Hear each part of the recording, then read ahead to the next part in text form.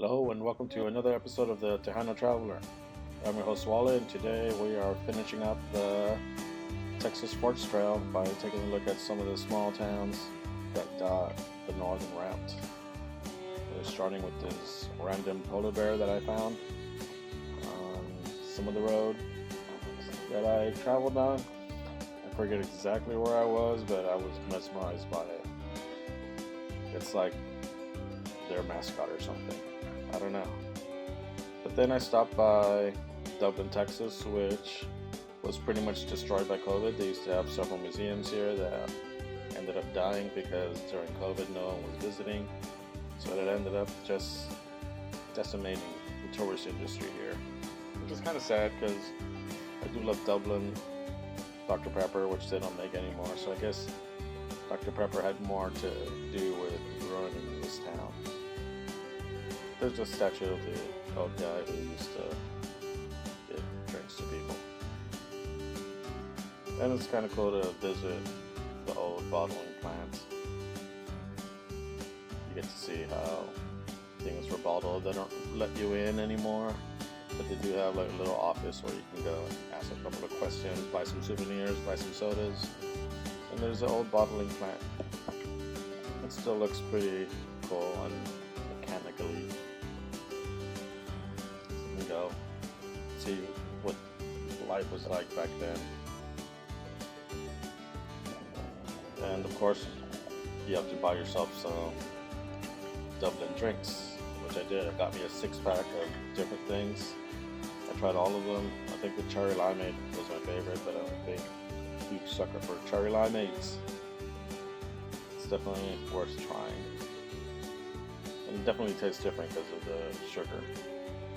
Definitely. It doesn't use that gross corn syrup, which they use nowadays. But I eventually tried all of them as I was making my way down the road. The cola one was my least favorite, but whatever. You get the point. Definitely buy yourself some Dublin drinks. And try to remember when Dublin was a nice, thriving community. Proud of serving Dublin Dr. Pepper, which I kind of miss also because it did have its own taste. And there's a Ben Hogan Museum for new golfers out there, but I don't really know who he is. And then if you stop by Hico, Texas, you get to experience some Billy the Kid history. Legend says that Billy the Kid never died, that Pat Garrett never killed him. That he escaped into Texas and lived out the rest of his life here in Hico, Texas. Some people believe the man, some people do not. Really up to you. What do you think? Young Guns the movie sort of touched up on it, but I don't know. I kind of prefer to live the romantic ideal of him being shot by Pat Garrett. Sounds more epic. Because that's how Young Guns won. And there's a spot where Billy the Kid had a heart attack. Right there. So instead of being shot, he just had a heart attack. I don't know, what do you think? And there's a Dr. Pepper sign. I love old artwork and murals, so it was cool to see. And then just down the road, south of town, you can see where his tombstone is. It doesn't say Billy the Kid. Well, of course it says Billy the Kid up top, but he did it back then. Somebody added that, and people leave their memorials behind. That's what I left. And then you go through Cross Plains, Texas, which is the home of one of my favorite authors of all time, Robert E. Howard. He's the creator of Conan and Cole and Solomon Kane. And if you read those stories, they are awesome. That's the home he grew up in, and it's the home he died in after his mother passed away. He couldn't take it, and eventually just decided to follow. Which is sad because he was a very prolific writer. He wrote a lot, so we have a lot of his stories around, and I just wonder where he would have gotten if he would have kept writing and writing and writing. How many more Conan stories, how many Cole stories, how many more Solomon Solomon Kane stories he would have had.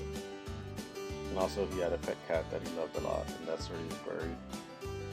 He was quite a character, and his history was kind of sad, but I'm glad that he was able to give us some great characters such as Conan and Cole and Solomon Kane. So if you're ever passing through Cross Plains, make sure to stop and give a little shout out to him while he's there.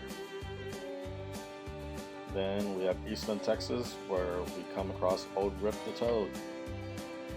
Old Rip the Toad was a toad that was entombed in the cornerstone of the building, and then when they opened it, surprise, Old Rip was still alive and his heart beating and everything. And then about a year later he died because he got a cold. Seriously, he did get a cold. And there's his body right there. It was embalmed so that everyone could see him. And it's kind of sad because his popularity sort of started people collecting horned toads and selling them, and they started dying off, and that's what led to them not being around so much. Also, he was an inspiration for Michigan J. Frog. Hello, my honey. Hello, my darling. Hello, my lifetime. Yeah. Anyways, there's a soup pan. And that's Northern Texas sports trail for you. I hope you've been liking my travels. Don't forget to like and subscribe. And thanks for watching. Bye-bye.